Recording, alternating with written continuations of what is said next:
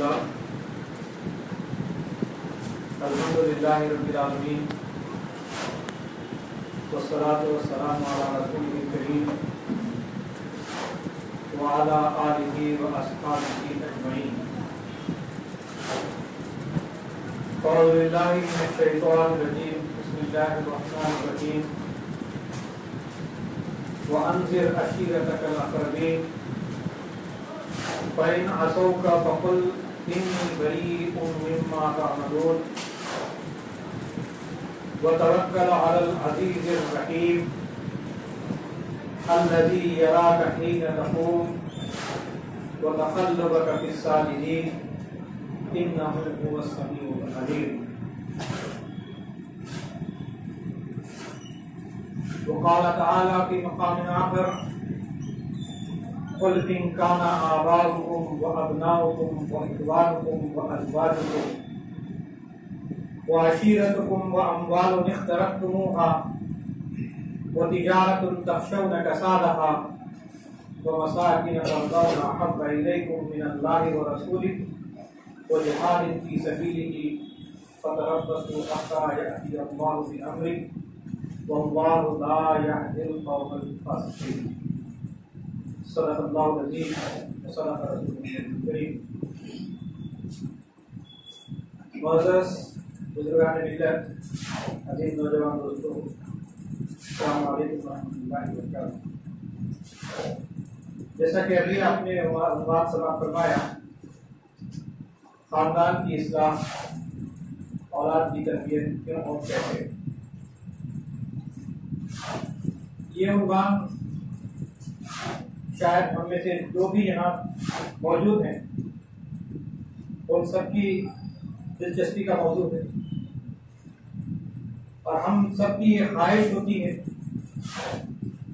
कि हमारा खानदान, हमारी औलाद हमसे अच्छी हो। इसमें किसी को इनकार नहीं, बल्कि प्लस मैं और आगे बढ़ करके कहूँ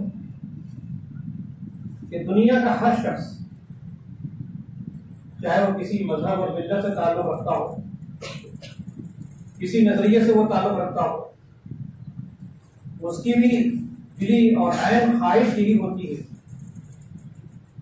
कि उसकी औलाद खुसूसन और उसके अफराद खानदान जिस नजरिए को वो कबूल कर चुका है, जिस नजरिए को वो सही समझता है, उसको उनके अंदर वो मुंतकिल करने की हर तरह की कोशिश करता है। ये और बात है कि वो सही है, गलत है, एक अलग सवाल है। लेकिन जहां तक इस्लाम का ताल्लुक है, इसमें और दुनिया के दूसरे लोगों के अंदर एक बुनियादी फर्क है, वो हमें अगर अपने सामने रखें तो मजीद बात को समझने में आसानी हो सकती है।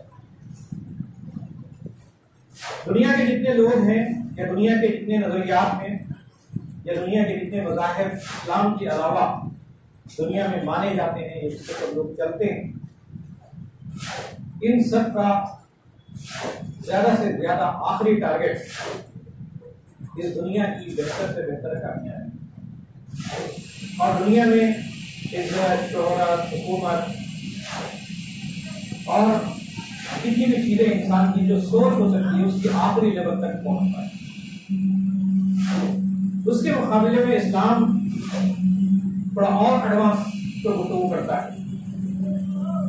वो ये है कि कामयाबी सिर्फ इस दुनिया की नहीं है, बल्कि इससे आगे बढ़ करके जन्नत में उसका मुकाम हासिल हो जाए, इस दुनिया के बाद की जो जिंदगी है वो जिंदगी बेहतर हो जाए और इंसान वहां कामयाब हो जाए, वहां नाकाम ना हो। ये एक बुनियादी फर्क है दोनों के दरमियान होता है। एक और चीज मैं इस मौके पर कहना भी जरूर समझता हूँ कि अक्सर ऐसा होता है कि इंसान अपनी जिंदगी में जो प्लान बनाता है उससे बड़ी हद तक वो कामयाब हो जाता है। जाहिर बात है कि जिस आदमी की जितनी सोच होगी, जितना फहम होगा, किसी बात को जिस अंदाज से वो मुंतकिल करेगा, उसी के नतायज उसके हिसाब से दुनिया के अंदर आते हैं। तो इससे ये बात समझनी चाहिए कि इंसान का किसी चीज को, किसी आइडियोलॉजी को या किसी नजरिए को, किसी बात को अपने से अपने बात वालों तक मुंतकिल करना एक काम, लेकिन एक उसका दूसरा पहलू ये है कि जो चीज हमने मुंतकिल की है, जिन तक मुंतकिल की गई है, उसको उस हैसियत में बोले, उस हैसियत से उसको कबूल करें और वह आपके साथी बन जाए, ये तो जरूरी है। इसमें हमको दो तरह के लोग मिलते हैं। एक वो लोग मिलते हैं जिसके अंदर 100% हमको कामयाबी मिलती है कि जो उन्होंने चाहा तो पूरा मुकम्मल हो गया। एक दूसरा उसका अपोजिट एस्पेक्ट ये है कि उन्होंने पूरी कोशिश की, लेकिन उनके नजरिए के मुताबिक उनके ना औलाद बनी ना उनके साथ। और खुसूसन इस्लामी नक्शे नजर से भी अगर हम देखें तो मैं आम लोगों से आगे बढ़ करके मैं अंबिया अलैहिस्सलाम की कुछ मिसालें आगे बताऊंगा। कुरान मजीद में जिन अंबिया अलैहिस्सलाम का तज़किरा आपको मिलता है, उसमें भी आपको मिलेंगे कि दो तरह के अंबिया आपको मिलेंगे। एक वो अंबिया हैं जिन्होंने अपने अफराद खानदान तक बात को मुंतकिल की, अपनी औलाद को पहुंचाया और 100% उनकी अफराद खानदान उनके साथ है। लेकिन कुछ ऐसे अंबिया अलैहिस्सलाम भी आपको मिलेंगे जिनकी पूरी कोशिश के बावजूद कभी उनकी बीवी उनके साथ नहीं, उनकी औलाद उनके साथ नहीं। तो इससे एक और नुक्ता हमारे सामने आता है, वो ये है कि बात को मुंतकिल करना एक काम है, लेकिन सामने वाला उस पर कन्विंस हो जाए, उसको दिल उससे मुतमईन हो जाए, वो उसके साथ उस चीज को अडॉप्ट कर ले। ये दुनिया के नजरिए में भी बहुत ज्यादा इंसान कभी कभी कामयाब नहीं होता, लेकिन खास तौर पर जहां तक इस्लाम का ताल्लुक है, इस पहलू से अगर आप गौर करते हैं तो ये बात समझ में आती है कि हिदायत का जहां तक मामला है वो अल्लाह है। अल्लाह ने चाहा तो जरूर इंशाअल्लाह वो कोशिश कामयाब होगा, लेकिन अल्लाह ने नहीं चाहा तो इंसान चाहे कितनी कोशिश कर ले वो करता है। कामयाब नहीं होने के माने ये नहीं है कि वो शख्स नाकाम हो गया, मैं ये बात नहीं कह रहा हूं। मैं कह रहा हूं कि उसके अफराद खानदान उसके साथ नहीं हुए, उस मामले में वो कामयाब हो सके, या फिर वो अफराद जो उसके साथ होना चाहिए वो नहीं हो सके, जो उनकी नाकामी है, उस फर्द की नाकामी है, उस नबी की नाकामी नहीं, वो फर्द हो जाता है। तो इससे ये बात हमारे समझ में आ जाती है कि हमारी कोशिशों के नतीजे में अगर हमारे अफराद खानदान अच्छे अगर हो जाते या हमारे नजरिए के मुताबिक उसको कबूल कर लेते, तो इसको हमारे अपने कोशिशों का, मेहनतों का, हमारे डेडिकेशन का क्रेडिट हमें देने की जरूरत नहीं। इसलिए कि हमारा काम वो वैसे ही है जैसे उन्होंने कोशिश की, वैसे हमने नहीं। अगर वो कबूल कर लिए, उसके साथ हो गए, तो ये अल्लाह का फजल था जो चीज उनको मिली। और किसी वजह से अगर उनकी औलाद और उनके रिश्तेदार अगर उनके साथ नहीं हो सके, तो ये बात नहीं समझनी है कि वो शख्स नाकाम हुआ है, बल्कि वो शख्स तो कामयाब हुआ, लेकिन वो तो नाकाम हो गए। ये बात है। एक और चीज आप देखिए कि जैसे कि मैंने अभी कुछ दिन पहले ये बात कही कि हम जब बात करते हैं तो उसके सामने हमारे सामने टारगेट होता है। तो जिस लेवल का टारगेट हम सेट करते हैं उसी लेवल की चीज हमारे सामने भी आती है। ऐसा नहीं है कि 100% नाकाम हो। मिसाल के तौर पर हम अपने अफराद खानदान के बारे में हमारी ये सोच होती है कि हमारे घर का घर दूसरों के घरों के मुकाबले में माशी एतबार से सबसे ज्यादा मुस्तहकम है, हमारा घर दूसरे घरों के मुकाबले में बेहतर है, हमारे घर के अतराफ में या हमारे घर के अंदर जो भी काम काज जो कुछ भी हो, जो इवेंट्स हमारे पास हो, उसमें हम सब सक्सेस हो जाए। ये टारगेट अगर किसी का है तो इन चीजों के अंदर इंसान जरूर कामयाब होता है।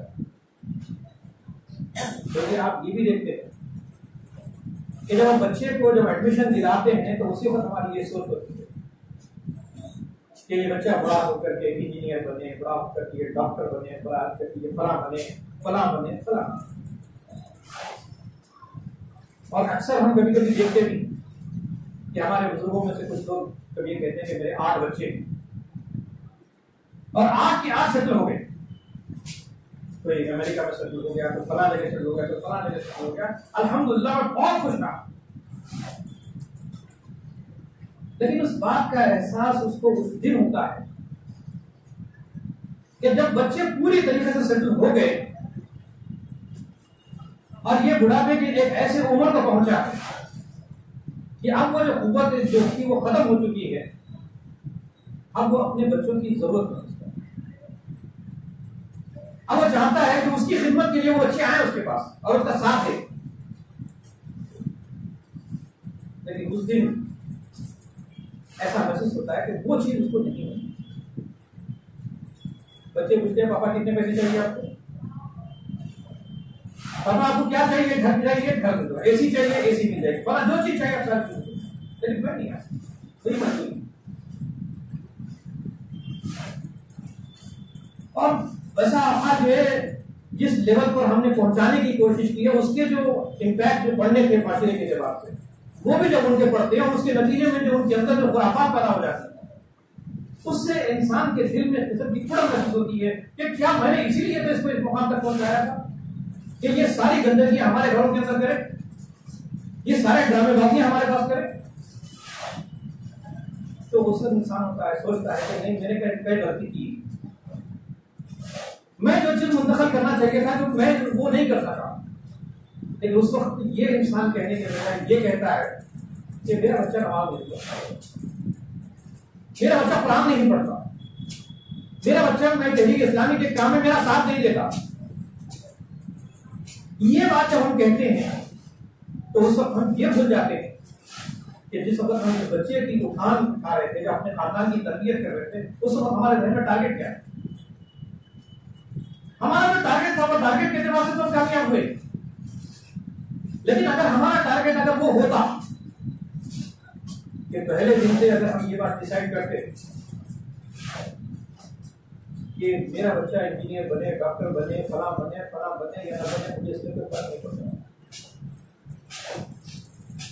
क्या मेरा बेटा या मेरी अफराद खानदान अल्लाह के बंदे बनने के लिए तैयार है? अल्लाह और उसके रसूल ने जो तालीमात दी है उसके मुताबिक जिंदगी गुजारने के लिए तैयार है? क्या मेरे अफराद खानदान जो अंबिया की जो विरासत हमें मिली है कि आपको इस दुनिया में नबी और रसूल आने वाले नहीं, इस दुनिया में इस्लाम को बाकी रखने के लिए इस उम्मत मुस्लिमा ही को इंतखाब किया गया है। क्या मेरे बच्चे वो काम करें जिसके लिए मुझे काम करना चाहिए? तो पता चलता है कि ये है असल चीज। जहां हमने टारगेट जो सेट कर रहे थे तो उसमें कहीं हमारे से जो चूक होती है या हमारा जो विजन नहीं होता उसके नतीजे में बताए जाते हैं यही बात। मजीद ने इसमें इसका अल्लाह का मिसाल के तौर पर हम कुछ अंबिया अलैहिस्सलाम की मिसालों को लेकर हज़रत इब्राहिम अलैहिस्सलाम जिस मिशन को लेकर के निकले उनका मिशन क्या था सब जानते हैं, तो जाने की जरूरत नहीं। लेकिन जब उन्होंने उम्र के एक ऐसे हिस्से में पहुंचे जहां पर उन्होंने पूरी कोशिश की कि उनके पास भी औलाद हो, लेकिन ऐसे पास औलाद नहीं। लेकिन जब बुढ़ापा पूरी तरीके से छा गया तो उनको इस बात का एहसास हुआ कि मेरा बाप मेरे साथ नहीं और मेरे साथ जिस नजरिए को मैं लेकर के उठाऊं वो नजरिया मेरे पास खत्म हो जाएगा। लेकिन इस दुनिया में उस नजरिए को बाकी रखने के लिए कोई तो मुझे चाहिए। अब उस वक्त उनके जहन में जो टारगेट था उसी टारगेट के मुताबिक उन्होंने दुआ किया था। उनकी दुआ ये थी कि रब्बी हब्बी नेक और सालेह औलाद। आगे सालेह का जो लफ्ज है उसमें खुद ये बात पूरी बिना थी कि वो ये चाहते थे कि जिस मिशन को मैं लेकर के उठा, मैं दुनिया में हुकूमत कायम करने के लिए नहीं उठा, मैं दुनिया में दौलत कमाने के लिए नहीं उठा, मैं दुनिया के ऐश इशरत के सामान जमा करने के लिए नहीं उठा, बल्कि मेरा मद्देनजर ये था कि इस दुनिया के अंदर से बुराइयां खत्म हो, नेकियों का चर्चा हो, अल्लाह के सिवा जो दूसरों की बंदगी की जा रही है वो खत्म हो और अल्लाह की बंदगी जमीन पर ना। वो विरासत मेरे बच्चे के अंदर होता है। ये थी असल में रखी अपनी विरासत।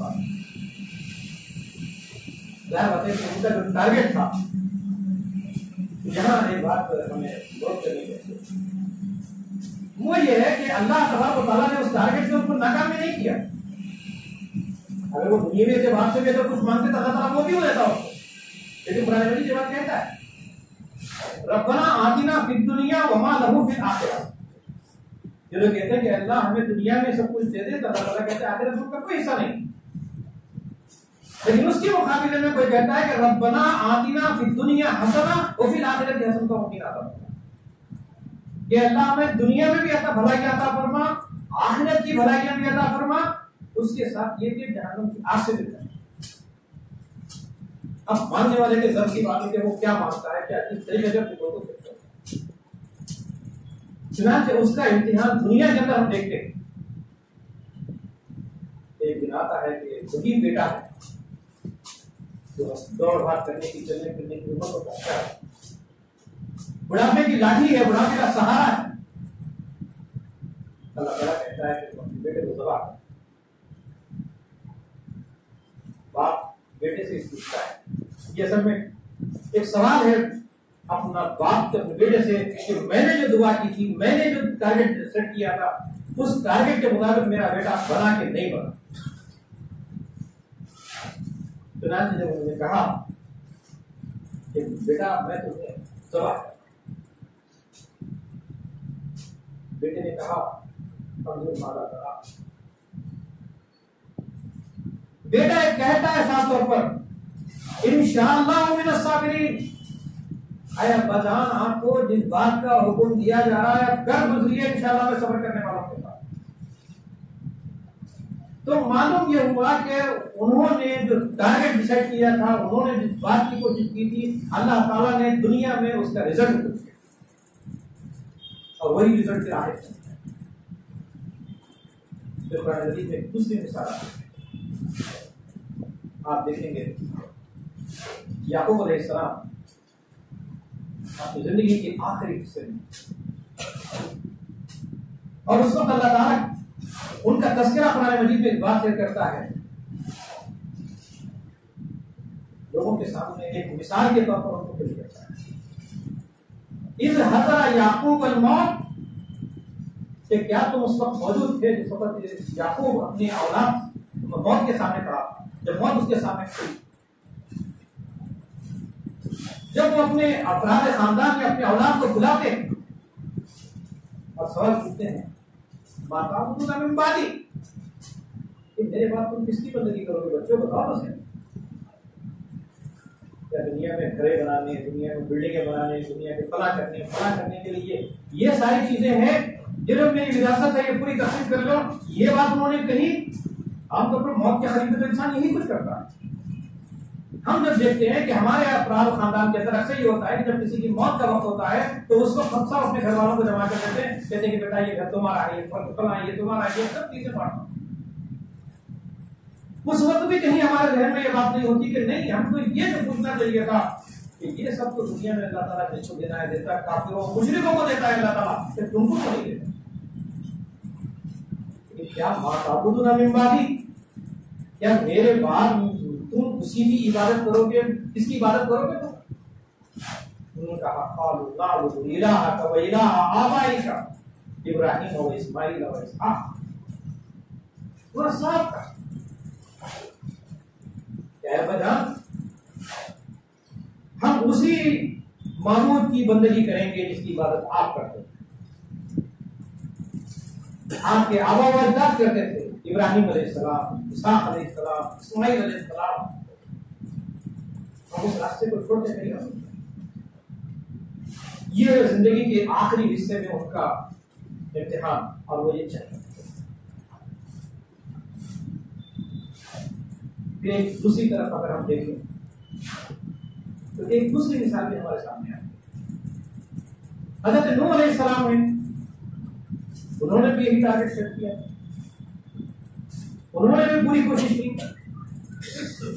और उनके बारे में तो हम जानते हैं कि 950 साल जिन्होंने अपनी जिंदगी को लगाया, और कौन के जो भी अफराद उनकी कश्ती में सवार हो गए, और सवार होने के नतीजे में उनको जो खुशी हुई है, उससे कहीं ज्यादा गम इस बात का था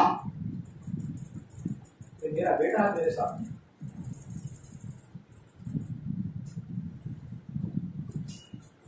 कैफियत क्या थी उनका? तो हाल सीधा सीधा ये था कि लैलम व नहारा व यज़िदुहु इल्ला फ़िरारा, कि रात और दिन मैंने पुकारा, जितना मैंने पुकारा लोग मुझसे उतना भागे। ये उनका लेवल है आखिरी नीचे आया। आखिर में जब वो बच्चा डूब रहा होता है, बेटे से कहते बेटा कश्ती में सवार, अल्लाह का लाभ आ रहा। बेटा कहते हैं कि आप अगर बूढ़े हो गए, अब आपका दिमाग सटिया गया है, अब कहां से पानी आएगा, कहां होगा? ठीक है, जब बारिश होगी तो देखा जाएगा, जब आएगा बारिश तो कहा कि नहीं अब किसी पहाड़ पर चढ़ जाऊंगा। उन्होंने कहा कि बेटा कोई पहाड़ तेरे को पनाह नहीं दे सकता। लेकिन इस दौरान में मौजा और उस वक्त हज़रत नूह अलैहिस्सलाम ये कहते हैं, क़ाला या नूह इन्नहु लैसा मिन अहलिक, कि वो साफ कहते हैं कि अल्लाह ये मेरा बेटा है, मेरे अहल में से है, इसको बचा ले। अल्लाह ताला उसका जवाब देते हैं कि इन्नहु अमलुन गैर सालिह, इसका हाल तो ये है कि इसका अमल जो है गैर सालिह अमल,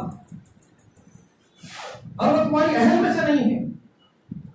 मां लैसा लका बिही इल्म, इसलिए आपका तुम्हें इल्म नहीं है, उसके बारे में उसे इसरार मत करो। फिर यहां तक ये कहा कि अन तकून मिनल जाहिलीन, क्या तुम जाहिलों की बात कर रहे हो?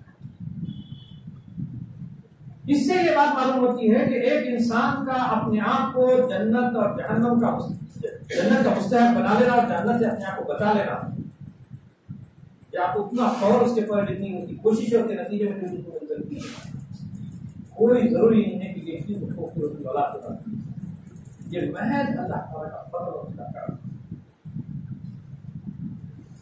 यहाँ एक चीज से जो चीज हमको सबक मिलता है वो ये कि जब हमारे अपने अपराध खानदान के अंदर या हमारे दोस्तों अहबाब के अंदर कभी कभी इस तरह के हालात पेश आते हैं, अक्सर हम ये शिकायत करते हैं कि फलां साहब का बच्चा नहीं आता, फलां साहब का बच्चा नहीं आता, फलां का बच्चा नहीं आता, फलां के घर वाले ऐसे, फलां के घर वाले। लेकिन जहां ये चीज हम भूल जाते हैं कि अगर मेरे घर वाले अगर किसी वजह से मेरे साथ अगर हो गए हैं तो ये मेरा कोई कमाल नहीं है, ये बहुत क्लियर होनी चाहिए, ये महज अल्लाह का फजल है। अगर किसी के औलाद, अगर किसी के खफाद खानदान अगर नहीं आए हैं तो लाजिमन ये नहीं समझना चाहिए कि उनका ही कसूर है। हो सकता है कि उन्होंने कोशिश की, उसके बावजूद कामयाब हो। तारीख इस बात पर गवाह है कि नूह अलैहिस्सलाम के बारे में आपका क्या ख्याल है कि क्या उन्होंने अपनी औलाद के लिए कोशिश नहीं की होगी, या वो इखलास मुखलिस नहीं थे उस बात की जिंदगी में? ताकि खुद नबी अकरम हज़रत मोहम्मद मुस्तफा सल्लल्लाहु अलैहि वसल्लम की एक गैरमामूली मिसाल हमारे सामने आती है। वो मिसाल क्या है? सगे चचा है, सारी जिंदगी उन्होंने साथ दिया आपका, मेरे दुश्मन के मुकाबले में डट के खड़े रहे, इस्लाम होता नहीं। चचा एक बार आप अपनी जबान से पढ़ें, मैं अल्लाह के लोग कहेंगे कि भतीजे के सामने डर गया, मौत को देख करके डर गया। तो ये से एक चीज ये समझ में आती है कि अगर हमारे अपराध खानदान में से, हमारे लोगों में से किसी के साथ अगर ऐसा नहीं हुआ है तो लाजिमन ये नहीं समझना चाहिए कि उनका कुछ इस मसले का कुछ हल निकाला जा सकता है। वो हल ये निकाला जा सकता है कि मैं आपके घर से ताल्लुकात को बनाऊं, आपके घर वालों के पास आऊं, क्योंकि हो सकता है कि आपकी बात ना सुन रहे हो सकता है कि मेरी बात सुन रहे हो। मेरे घर में प्रॉब्लम है तो आप मेरे घर को आए और एक दूसरे की मदद करें। और जब मेरी बात कह रहा हूं तो मुझे एक वाकया याद आ रहा। पाकिस्तान की तहरीक इस्लामी के दो बुजुर्ग जिन्होंने बचपन से तहरीक इस्लामी के साथ वाबस्ता रहे, तलबा तस्लीम में भी रहे, उसके बाद जमात के मुख्तलिफ बड़े बड़े पोस्टों पर रहे। ये है कि एक शख्स कहता है कि भाई तुमने ऐसा क्या कर दिया, हालांकि दोनों तरफ साथ आए थे, दोनों साथ मुताला किए, दोनों मुख्तलिफ तहरीक के अंदर काम किए, मुख्तलिफ जिम्मेदारियों पर रहे, हमने सब कुछ काम किया, लेकिन आपने ऐसा क्या किया कि जिसकी वजह से आपका पूरा अफराद खानदान तहरीक इस्लामी के साथ है, और मुझसे ऐसी क्या गलती हो गई जिसकी वजह से मेरे घर का एक फर्ज नहीं है। उस मौके पर जिसकी अफराद खानदान आगे थे, उस शख्स की जो अल्फाज है वो वाकई एक काबिल तस्कीर के हवाले की तरह है। उन्होंने कहा कि भाई कोशिश तो आपने भी की होगी जैसी कोशिश मैंने की है, मुझे इससे इनकार नहीं। हाँ मतलब एक चीज मैंने महसूस की है, हो सकता है कि वो मैं श्योर नहीं, लेकिन एक अंदाजा इसके ऊपर आप गौर करके। उन्होंने कहा कि जब मैं एक मरतबा आपके घर आया था तो उस वक्त मैंने देखा कि तहरीक इस्लामी के जिम्मेदारों के बारे में आप अपने बच्चों के सामने गैर जिम्मेदाराना अंदाज से गुफ्तगू कर रहे हैं, जिस तरीके से जिम्मेदारों का पोस्टमार्टम कर रहे थे, उनकी कमजोरियों को बच्चों के सामने, अपने अपराध खानदान के सामने रख रहे थे। शायद ये वजह होगी कि ये लोग इस वजह से ये बहुत कहने में तो बहुत मामूली सी बात है, लेकिन ये चीज हम सबसे होती है। कहना मेरे साथ कोई तहरीक इस्लामी के साथ हो और मैं उसका तारुफ अपने घर में इस तरीके से कराऊं कि उसकी पूरी कमजोरियां मेरे घर वालों के सामने रहे, और वो शख्स अगर कभी दर्स कुरान देने के लिए खड़ा हो, कुरान का दर्ज दे रहा हो, अहादीस का दर्ज दे रहा हो, कुरान के जरिए से कुछ अच्छी नसीहत की बातें कर रहा हो, लेकिन उसके दिमाग में यही बात बैठी रहेगी कि मेरे वालिद साहब जमात के अंदर फला फला मकाम कर रहे थे, और वो अगर इनके बारे में अगर ऐसा कहते हैं तो फिर इनकी बात सुन के फायदा क्या है। ये है हमारे में, हम कहीं ना कहीं भूल जाते।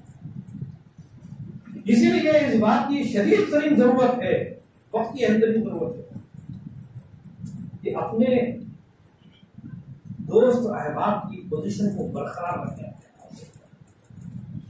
उनकी खामियों का तस्करा उनके सामने करें, उनकी खामियों को दिखाएं, लेकिन उसके नतीजे में दूसरों के सामने उनको जलील न करें, उनको कमजोर न करें, इसलिए कि फिर उनकी बात नहीं है। मुझे मौलाना सैयदुल्लाह मौदूदी रहमतुल्लाह एक बात याद आता है। एक साहब थे, हिंदुस्तान के बहुत बड़े आलिम दीन, उनका हाल देखा कि मौलाना मौदूदी के पीछे पड़े, जहां उनकी तकलीफ होती उससे पहले ये जाते और वहां उनके खिलाफ कुछ ना कुछ बोले बगैर उनको गुजारा नहीं होता। और एक साहब थे, उनके पीछे टिप्पणी रखने के पीछे करते थे, जहां उन्होंने तकलीफ की मौलाना बुलाए बता दी कि मौलाना देखो आपके बारे में ऐसा हो गया, आपके बारे में ऐसा हो गया। मौलाना मुस्कुराते खामोश बैठे, मुस्कुराते खामोश बैठे, मुस्कुराते खामोश। एक जो शख्स गुस्सा है, उसने कहा कि मौलाना क्या इतनी बार मैं आपको बोल रहा हूं, उस शख्स का जवाब क्यों नहीं देते? इसका मतलब क्या गलती नहीं, इसीलिए तो आप खामोश बैठे थे। नहीं, उसका मुखे पर जो बात कही है वो उससे अंदाजा होता है कि तहरीक इस्लामी के एक फर्द के का जब्त क्या होता है। देखिए बहुत बड़े जब्त की बात है, इतनी आसान चीज नहीं कि आदमी का जब्त बड़ा होना चाहिए। बड़ा हो गई ना उस मौके पर ये बात कही कि ये वो शख्स है जिसकी तकरीरों में, जिसके दुरुस में, जिसकी किताबों में ऐसी चीजें हैं जिससे अवाम नास मुतासिर होती है, उसके नतीजे में लोग सीधे रास्ते पर आ रहे हैं। और मैं इस शख्स के खिलाफ अगर एक लफ्ज अगर मैं बोलूं तो जो लोग उससे इस्तेमाल कर रहे हैं किसी वजह से वो पीछे रहा जाए। मैं नहीं चाहता कि दुनिया के अंदर किसी शख्स की ऐसी तस्वीर करूं जिसके नतीजे में लोगों को जो फायदा हो रहा है उस फायदे से लोग होता है। ये सब कि जब तक कि हम अपने अंदर ये चीज ना कराएं, कोई जरूरी नहीं है कि मेरी बात से 100% आपको इत्तेफाक हो जाए और आपकी 100% बात से 100% मुझे इत्तेफाक हो जाए, ये कोई जरूरी नहीं। इख्तिलाफ तो हमेशा रहा है और रहेगा, लेकिन इस इख्तिलाफ के बावजूद जिस इख्तिलाफ जिस लेवल का है उसी लेवल की अंदर तो गुफ्तगू हो, उसके बाद पता लगेगा। अगर हम ऐसा नहीं करेंगे तो फिर हमारा ये ख्वाब कि दुनिया के अंदर कोई इस्लामी इख्तिलाफ बर्पा होगा और ये सारी चीजें होंगी, जो मुमकिन नहीं। तो दोस्तों ये बात भी ध्यान में रखिए, ये अल्लाह तबारक व तआला ने कुरान मजीद में एक मिसाल ये भी दी है, फिरौन की बीवी की मिसाल में। एक इसने अना रब्बुकुम आला का दावा किया है, जिसका मामला यह था कि दुनिया के अंदर उसकी हुकूमत के बारे में कुरान ये कहता है कि वो फिरौन नाज़िल होता, कि मेखों वाला फिरौन, यानी जिस तरीके से कीले गाड़ करके टेंट को जितना मजबूत कर देते, हवा और तूफान को उखाड़ के फेंक करती, इसी तरीके से उसकी हुकूमत इतनी मजबूत थी कि कोई बड़े से बड़ा आंधी और तूफान मुझे काटा नहीं। ऐसे जब्बार क़हार, ऐसा जालिम बादशाह, उसके घर में रहने के बावजूद भी अल्लाह ताला को दे सकता। अगर उसको तौफीक दे सकता है, हमारे बच्चों क्यों नहीं देगा? हमारे अफराद खानदानों क्यों नहीं देगा? नहीं, बात वो नहीं। बात यही है कि हम तो सबसे पहली चीज करने की कोशिश करें। दूसरी है कि किसी वजह से अगर वो चीज अगर वो लोग कबूल नहीं कर रहे हैं तो उसमें इस बात को चेक करने की जरूरत है कि जो बात मुझे जिस तरीके से मुस्तकिल करनी चाहिए थी, मैंने क्या उसको मुस्तकिल किया है कि नहीं। मिसाल के हमारे घरों में ये समझाओ बुझाओ 10 साल के बजाय तो मार, अब हम डंडा लेके शुरू। उसके बाद उसकी कैफियत ऐसी होती बच्चों की, खासतौर पर नौजवान बच्चे हो के बच्चियां, कि आपके डर से तो शायद किसी वजह से फजर की नमाज पढ़ ले या कुछ कर ले, लेकिन जिस दिन आपका डंडा आता है उसकी वजह एक और चीज है। मैं आपको वो बात मैं आपके सामने लाना चाहता हूँ कि आमतौर पर यह ख्याल जाता है कि ये बात इसलिए हुई कि वो बात जो नमाज के सिलसिले में हमने लोगों तक मुंतकिल की है, उसको मुंतकिल करने में हमसे कोई चूक हुई, को गलती नहीं।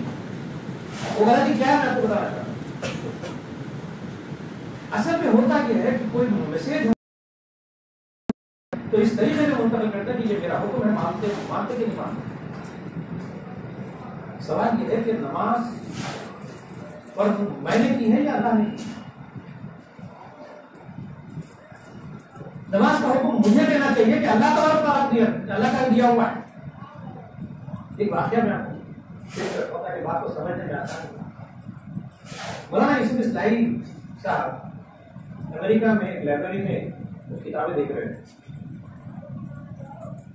एक लड़की आई इंतहाई लिबास में और आ करके एकदम उसने अपनी गुफ्तगू का आगाज किया।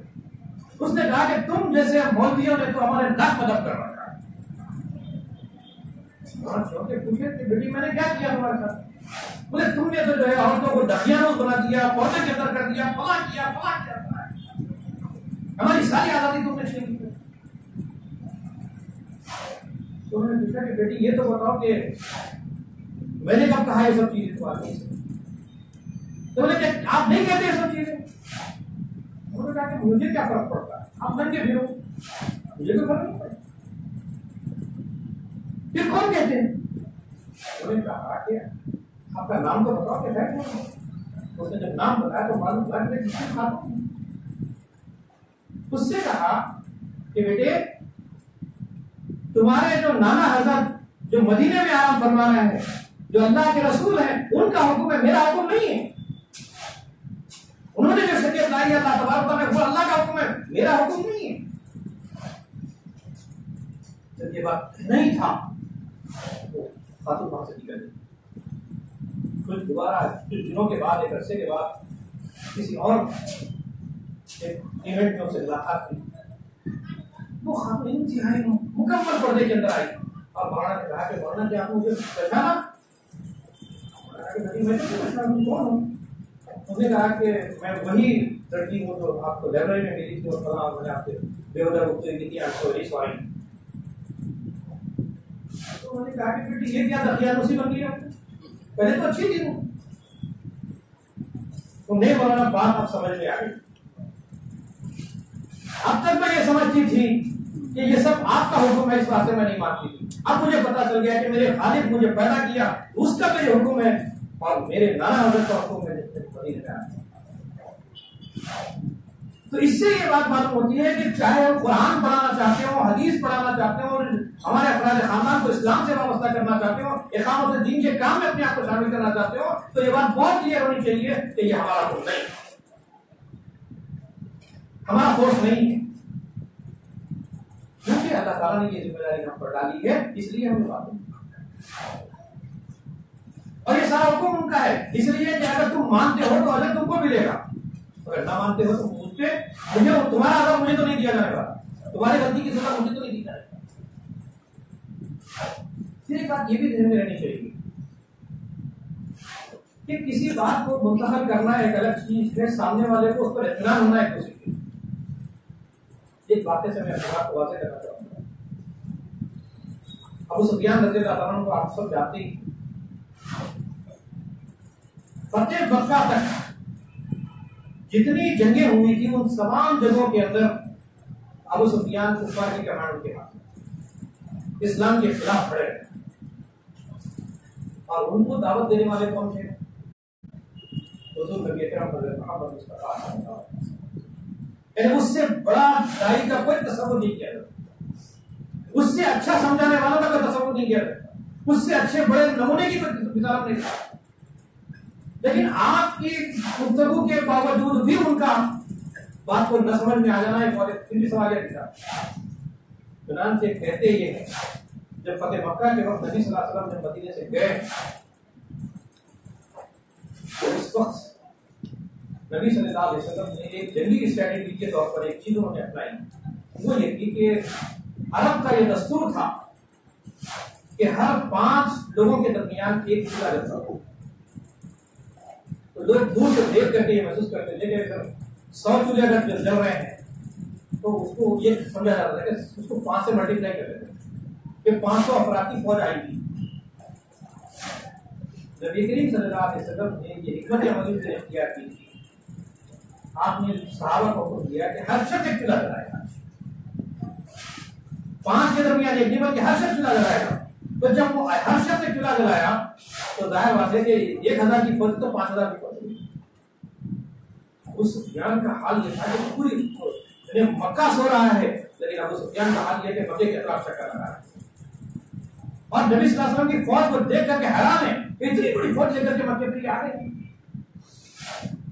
हज़रत अब्बास रज़ियल्लाहु अन्हु से मुलाकात होती है और हज़रत अब्बास रज़ियल्लाहु अन्हु कहते हैं कि अब अबू सुफियान जितना तुम कर सकते थे करिए, अब चलो नबी सल्लल्लाहु अलैहि वसल्लम के पास, अब तुम्हारी आफियत इसी के अंदर। लेकिन उस दिन हज़रत अब्बास रज़ियल्लाहु अन्हु के सामने अबू सुफियान रज़ियल्लाहु अन्हु ने बहुत तारीफ की नबी सल्लल्लाहु अलैहि वसल्लम। कहते हैं कि आपके भतीजे ने तो ये कमाल कर दिया, वो कमाल कर दिया, ऐसा कर दिया, इतनी बड़ी फौज लेकर के आ गया, बाकी तो सारी चीजें। तो अब्बास रज़ियल्लाहु अन्हु बात क्या है, चलो तो कम से कम तो किसी तरीके से नबी सल्लल्लाहु अलैहि वसल्लम के सामने लेके जाते।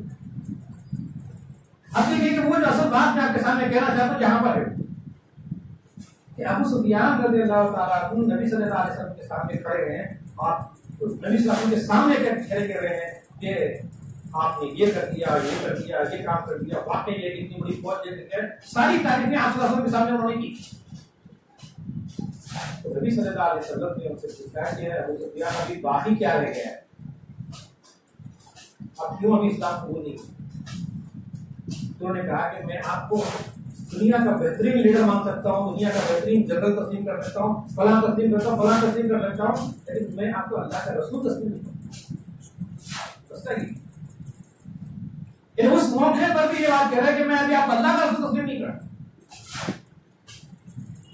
नबी सल्लल्लाहु अलैहि वसल्लम ने मौके पर पूछा कि अबू सुफियान क्या तुम्हारे दिमाग में ये बात और ये बात और ये बात नहीं चल रही? वो फौरी झटक के हाँ ये तो मेरे दिमाग में है बातें, ये आप कैसे कह रहे हैं?